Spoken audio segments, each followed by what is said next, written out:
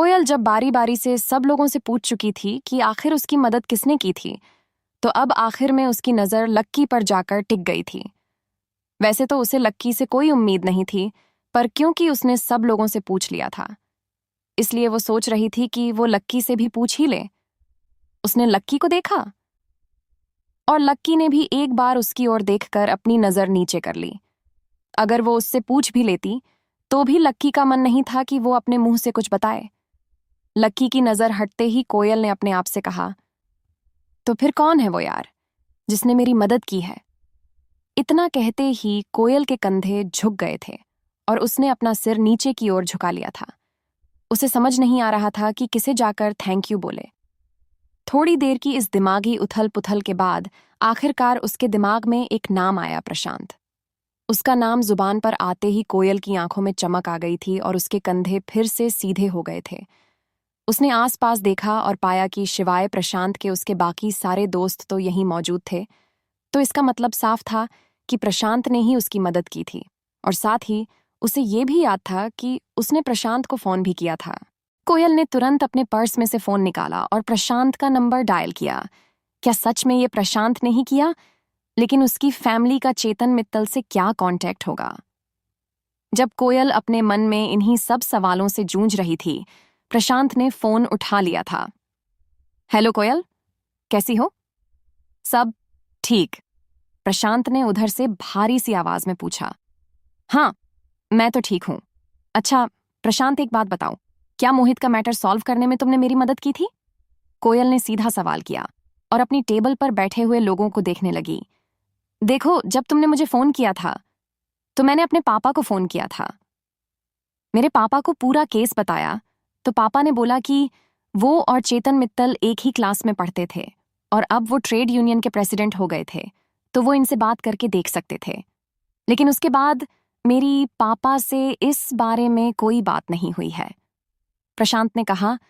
उसे लग रहा था कि कोयल उसे दोबारा फोन नहीं करेगी, लेकिन अब उसका फोन आ गया तो उसे अंदर ही अंदर थोड़ी सी शर्म आ रही थी कि उसने कोयल के मैटर में अपने पिता से बात नहीं की थी। नहीं, उसकी कोई जरूरत नहीं है। मैटर तो सॉल्व हो गया ना? कोयल ने चहकते हुए कहा और आगे बोली, और मुझे पता है कि ये हुआ भी किसकी वजह से। प्रशांत, अगर तुम नहीं होते ना तो ये कभी नहीं हो पाता। मेरे पापा मुझे बता रहे थे कि कोई चेतन मित्तल जी से मिलने के लिए गया था। वो और कोई नहीं बल्कि तुम्हारे ही पापा होंगे। इसलिए thank you Prashant, thank you so much. Koyal ने कहा। मैटर सॉल्व हो गया हो तो इससे बड़ी और क्या बात हो सकती है, और उसमें तुम्हें मुझे भी थैंक यू बोलने की कोई जरूरत नहीं है। मैंने तो ऐसा कुछ किया भी नहीं है। प्रशांत ने कहा। अरे कैसे नहीं किया? जो भी किया तुमने ही तो किया। तुम खुद भी ये बात अच्छे से जानते हो कि लॉयन ग्रुप कितना पावरफुल ग्रुप है।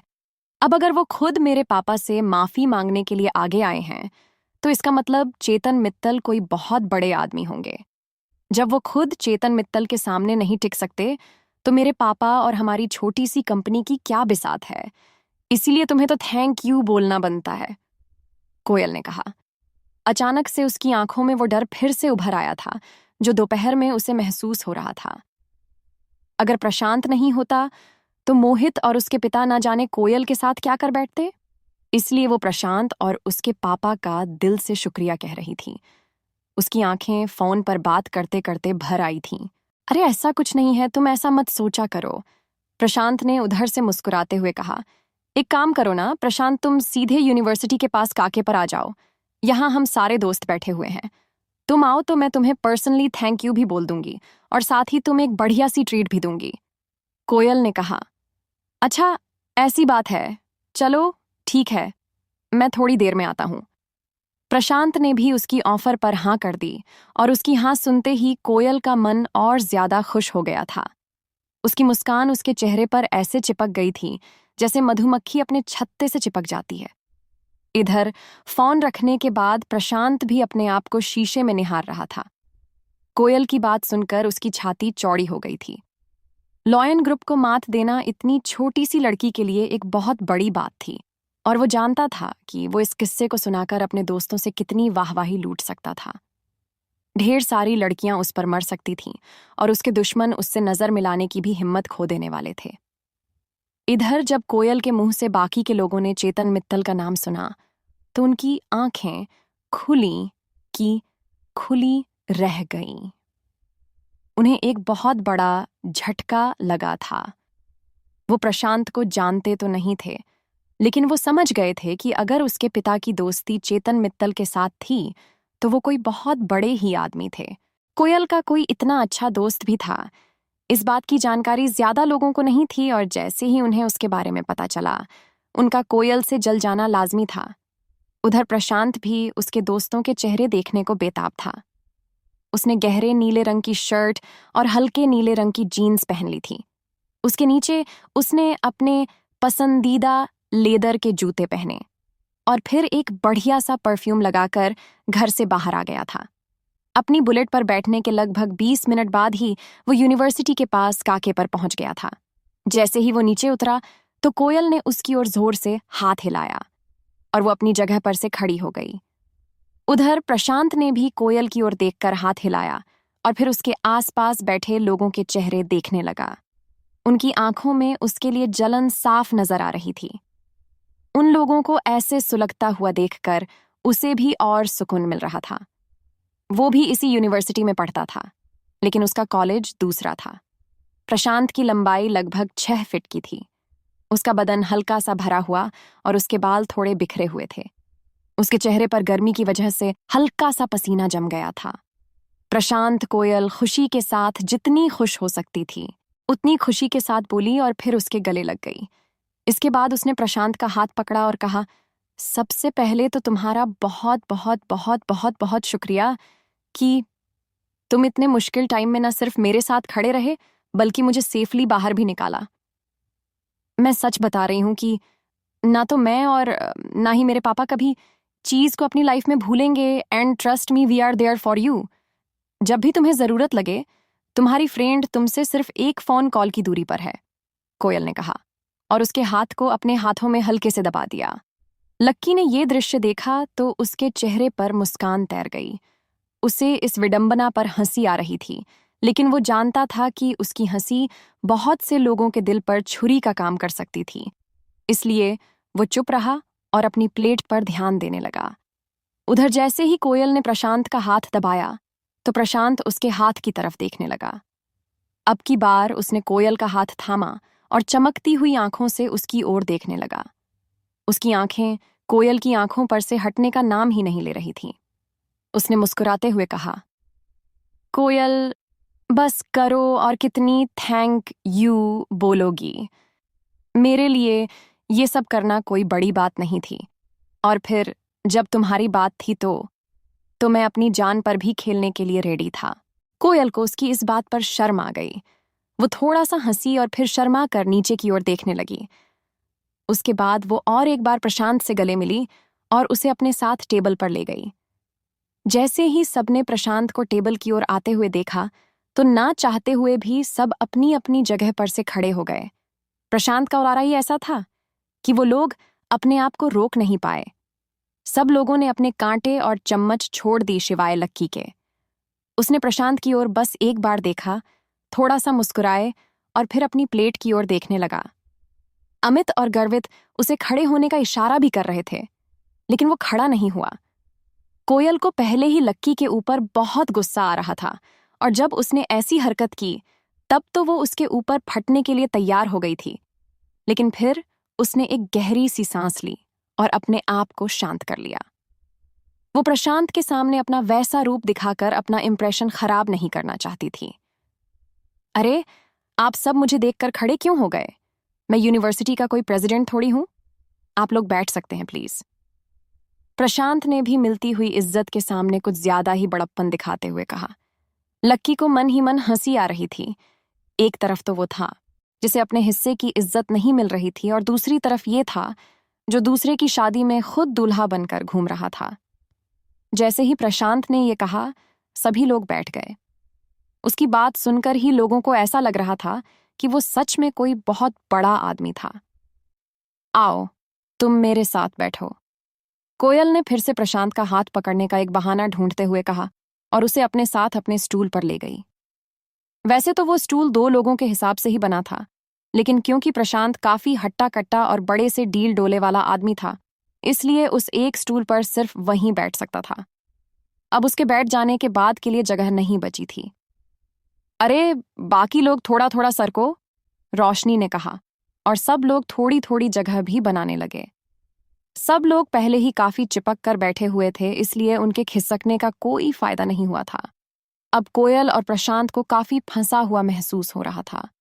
इसी बीच लक्की चुपचाप अपना खाना खा रहा था। जैसे ही कोयल ने उसे देखा, तुरंत उसके दिमाग में एक ख्याल आया। वो लक्की का शिकार करने के लिए तैयार हो गई थी और इसलिए उसने लक्की की ओर देखते हुए कहा। लक्की जैसे ही लक्की ने कोयल के मुंह से अपना नाम सुना, वो समझ गया था कि क्या आने वाला था। उसने जैसे ही अपनी नजर उठाई तो उसने देखा कि कोयल उसे घिन्न भरी नजरों से देख रही थी। उसकी आंखों को देखकर लक्की ने पहले ही अपना कांटा रोक लिया था। वो कोयल का मुंह खुलने का इंतजार कर रहा था। इधर अमित और रोशनी भी एक दूसरे की ओर देख रहे थे, और इससे पहले कि रोशनी कोयल से कुछ कह पाती, कोयल ने लक्की से कहा, लक्की, मेरे हिसाब से तुम फ्री हो गए होगे ना? वैसे भी तुम इनवाइटेड तो थे नहीं, और उसके बाद भी तुम काफी कुछ खा चुके हो। फिर भी तुम्हें अगर भूख लग रही हो तो तुम्हारे लिए कुछ मैं पैक करवा देती हूँ। तुम अपने रूम पर जाओ और वहां पर जाकर आराम से खा लो। कोयल की बातें तो बहुत कड़वी थीं, लेकिन वो इतना मुस्कुराकर ये सब कह रही थी कि लोग समझ नहीं पा रहे थे कि वो लक्की की बेइज्जती कर रही थी, और अमित को तो बहुत बुरा लग रहा था, लेकिन वो भी इन सब में कुछ नहीं कर सकते थे। बाकी लोग जो अभी तक हंस रहे थे, बोल रहे थे, वो भी लक्की को देखकर खामोश हो गए थे। कोयल की ऐसी बात सुनकर लक्की का चेहरा उतर गया। उसे लग रहा था कि उसके दिल में किसी ने छुरा घोंप दिया था।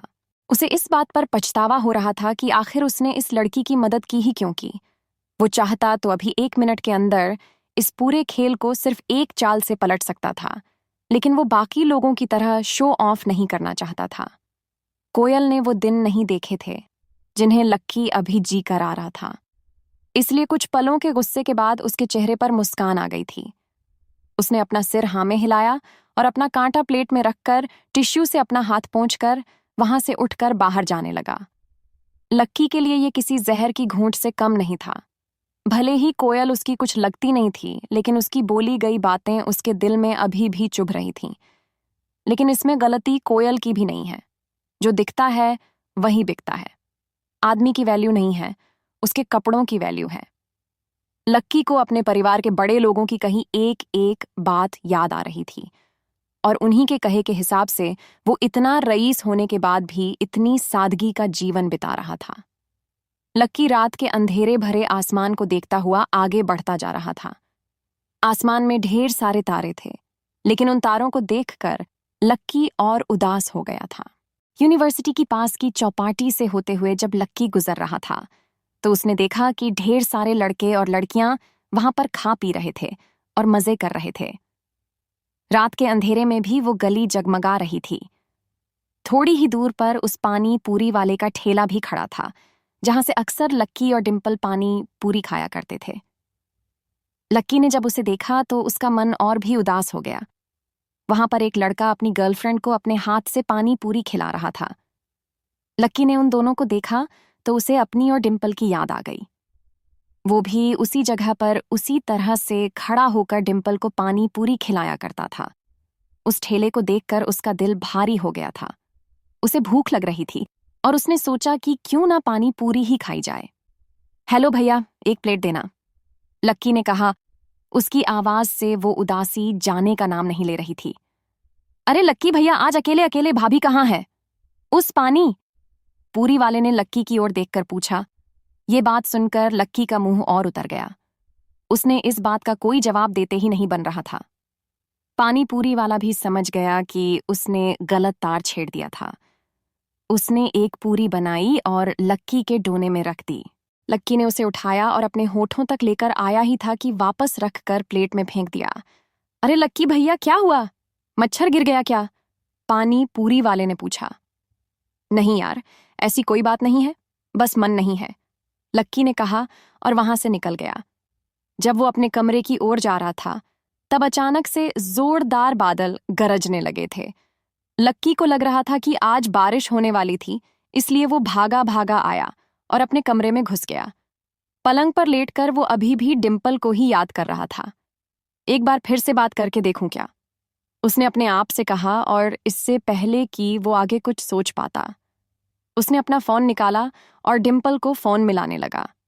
जैसे ही वो नंबर डायल करने वाला था, तभी उसका फोन बज उठा। किसी अनजान नंबर से फोन था। लक्की ने पहचानने की कोशिश की, लेकिन नंबर पहचान में नहीं आ रहा था। आखिर किसका था वो फोन? कौन था जो लक्की को इतनी रात को फोन कर रहा था? क्या कभी कोयल को पता लग पाएगा कि उसकी हेल्प लक्की ने की थी?